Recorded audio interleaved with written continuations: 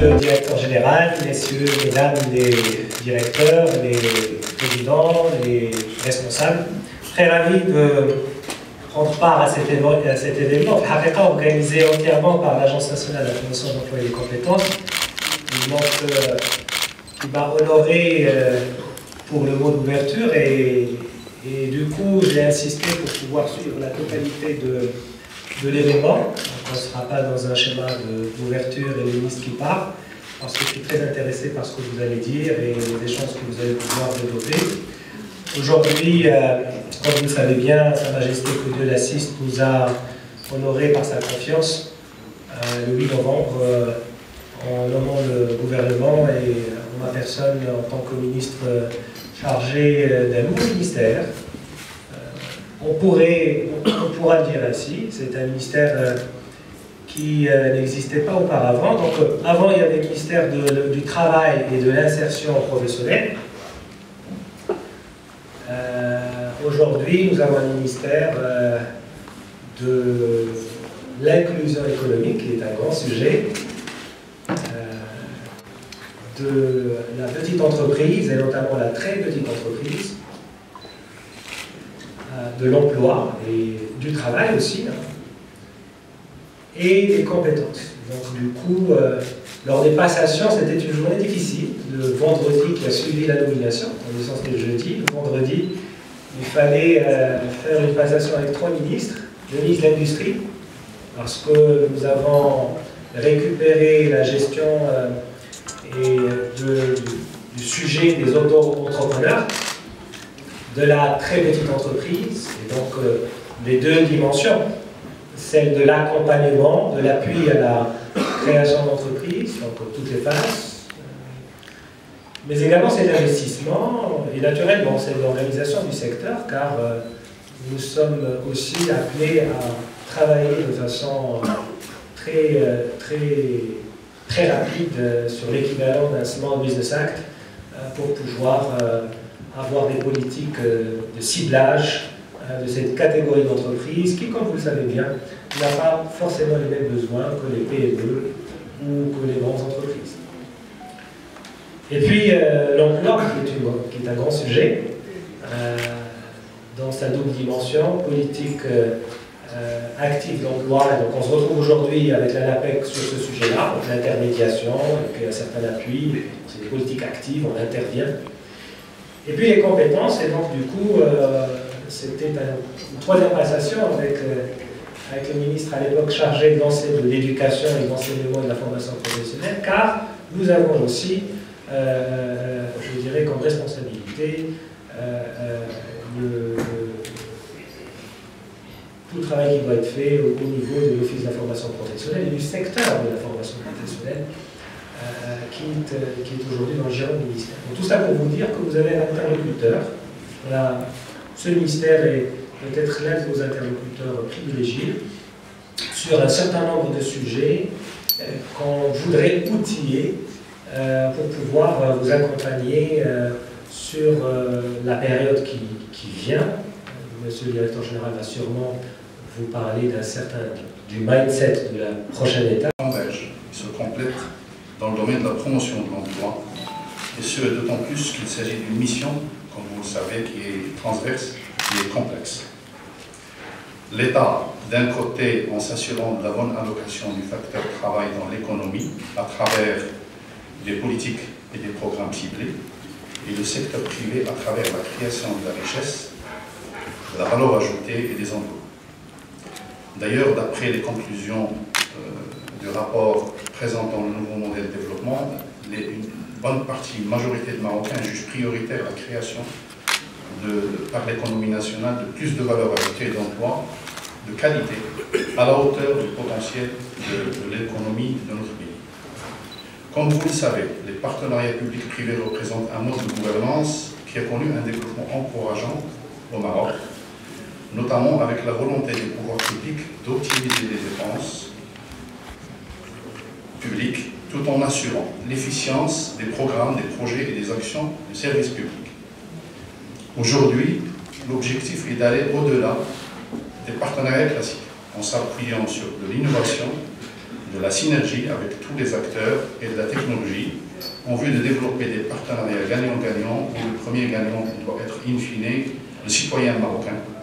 partout où il se trouve, quelle que soit sa situation socio-économique. À l'ANAPEC, nous nous trouvons souvent devant un contexte qui se caractérise par une multiplicité des acteurs qui interviennent dans le domaine de la promotion de l'emploi. Devant cette réalité, l'agence s'est engagée à mettre en place des partenariats à grande valeur ajoutée, que ce soit au niveau national, comme c'est le cas aujourd'hui avec les conventions que nous allons signer, ou au niveau territorial, où la particularité, les contraintes, les spécificités et la diversité des besoins du territoire priment avant tout. Cet engagement est ancré dans les orientations stratégiques de l'agence, de par ses missions d'intermédiation sur le marché du travail, comme l'a dit M. le ministre, de promotion de l'emploi, d'amélioration de l'employabilité, de promotion de l'entrepreneuriat et de l'accompagnement des employeurs et des investisseurs aussi, pour satisfaire leurs besoins en ressources humaines qualifiées, et ce depuis la définition du besoin jusqu'au sourcing, recrutement, formation, adaptation et tout le processus d'accompagnement. Dans notre expérience, nos partenaires ont toujours été prêts à mutualiser les ressources et de trouver un dénominateur commun. Dans plusieurs cas, par exemple, les associations ont mis des espaces d'emploi à la disposition de l'ANAPEC. Dans d'autres cas de partenariat, des partenaires ont travaillé avec nous pour professionnaliser davantage le métier de conseil en emploi et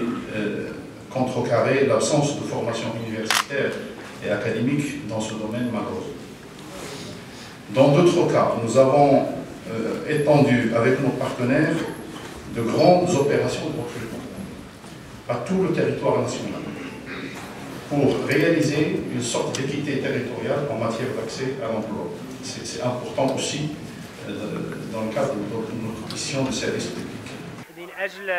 هذا الحدث الهام، من أجل أننا نوقعوا على واحد العدد ديال الاتفاقيات من أجل تشغيل 6000 مغربية ومغربي في مختلف المجالات اللي عندها علاقة مع الخدمات وكذلك مع مجالات صناعية. علاش هذا الشيء؟ لأننا طلبنا من هذه المقاولات اللي سناو الاتفاقية مع الوكالة الوطنية لإنعاش التشغيل والكفاءات بأنهم يحرصوا على أن هذا التشغيل ما يكونش كله من المناطق اللي معهود أنها تخدم الناس، نمشيو حتى للمناطق اللي ما فيهاش فرص شغل ونقربوا هاد هاد لي زونتروتيان اللي كيداروا باش نقدروا المواطنات والمواطنين اللي ربما عندهم صعوبة باش يتنقلوا، صعوبة مادية باش يتنقلوا، باش نوصلوا لهم هذه الإمكانية هذه ونتمنوا من الله أنهم يتخذوا. ثانيا بالإضافة لهذه 6000 كاين 1200 حامل وحاملة مشروع اللي غادي يتواكبوا من طرف بعض المقاولات من هادو اللي مضينا معاهم اليوم. علاش غادي يتواكبوا؟ باش يصاوبوا المشاريع ديالهم، لأنه كما تتعرفوا هذا الشيء ديال التشغيل الذاتي وريادة الأعمال والمقاولة خصوصا بالنسبة للشباب ديالنا، المهم فيه هو أنه يقدروا يولجوا طلبيات العروض أو الصفقات.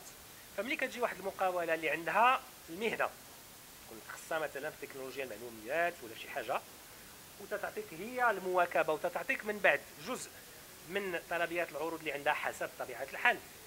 ما سيتوفر لديها، فبطبيعة الحال غادي نعطيو لهذا الشباب ديالنا واحد التأثير من واحد الطراز عالي وعالي جدا. إذا إلا لاحظتوا المقاربة الجديدة والجيل الجديد من الاتفاقيات اللي كنحاولوا نوقعوه مع هاد الشركاء المشكورين هو كنحاولوا نوفروا أكبر عدد ممكن من الحظوظ الحقيقية من أجل إما إدماج المغاربة سوق الشغل بواحد الوظائف تكون إن شاء الله بإذن الله قارة، وإما نعاونوهم باش يديروا المشاريع ديالهم ذاتية. وكنحاولوا في هذا الإطار أن هذا الشيء نوزعوه على المغرب ديالنا كامل وعلى جميع العمالات والأقاليم على قدر الاستطاعة بطبيعة الحال، ولكن هذا هو التوجه على أي حال. وشكرا لك. كتنظموا الوكالة الوطنية لإنعاش التشغيل والكفاءات اليوم هو كيندرج في إطار تفعيل ديال النموذج الجديد تم الاعداد ديالو صاحبي. وهذا الملتقى كيتزامن كذلك مع وزاره اللي هي وصيه على الوكاله الوطنيه للانعاش التشغيل اللي هي وزاره الانعاش الاقتصادي والمقاوله الصغرى والتشغيل والكفاءات اللي عندها صلاحيه موسعه وكتعرف واحد الديناميه جديده. فالهدف من هذا الملتقى هو التركيز على واحد الرافعه في مجال دعم التشغيل وانعاش التشغيل والكفاءات اللي هو الشراكات ما بين القطاع العام والقطاع الخاص مع المقاولات بالطبع مع الفيدراليات المهنيه، ولكن كذلك مع المجتمع المدني اللي الدور ديالو مهم جدا، منظمات غير حكوميه وجمعيات وتعاونيات اللي هي كتشتغل في المستوى المحلي والمستوى الجهوي والترابي وكتعرف ربما بطريقه ادق الصعوبات وكدير واحد العمل اللي هو جبار في الصعيد المحلي. دونك حنا عندنا معها شراكات وغنزيد نطوروا هذه الشراكات ان شاء الله. هذا الملتقى ايضا سيعرف توقيع 8 اتفاقيات اللي هي اتفاقيات تسوق الى دعم انعاش التشغيل والادماج المهني بالطبع، وكذلك تكوين وتحسين القابليه ديال التشغيل كذلك، وكذلك مواكبه حاملي المشاريع كيفما كان يعني الفئات الاجتماعيه ديالهم او التواجد ديالهم مع التراث الوطني. دونك احنا كنحاولوا في الوكاله اننا نحسنوا هذه الشراكات، انها تكون شراكات نوعيه، تكون فيها واحد الرؤيه استشرافيه، تكون فيها واحد لينوفاسيون يعني واحد الابتكار، وندخلوا فيها التكنولوجيا باش نحسنوا هاد الشراكات اللي عندنا مع القطاع الخاص ومع المجتمع المدني. دونك هذا ما يمكن لي ما نقول، وفي الحقيقه هي فرصه باش ناكدوا على الدور ديال هذه الشراكات خاصه في هذه المرحله اللي هي صعيبه واللي كاين هناك تحسن اقتصادي ولكن لا زال محتشما وتبعا الجائحه والازمه اللي باش نكونوا ان شاء الله واجدين من هنا تحسن الوضعيه ان شاء الله ويرفع الله هذا الوباء، نكونوا واجدين باش نكونوا حنا ديك الساعه اشتغلنا وعدنا باش نزيدوا نحسنوا من المردوديه ديال الوكاله ديال انعاش التشغيل والكفاءات في مجال الوساطه، في مجال المواكبه، في مجال تحسين قابليه التشغيل والادماج ديال الشباب خاصه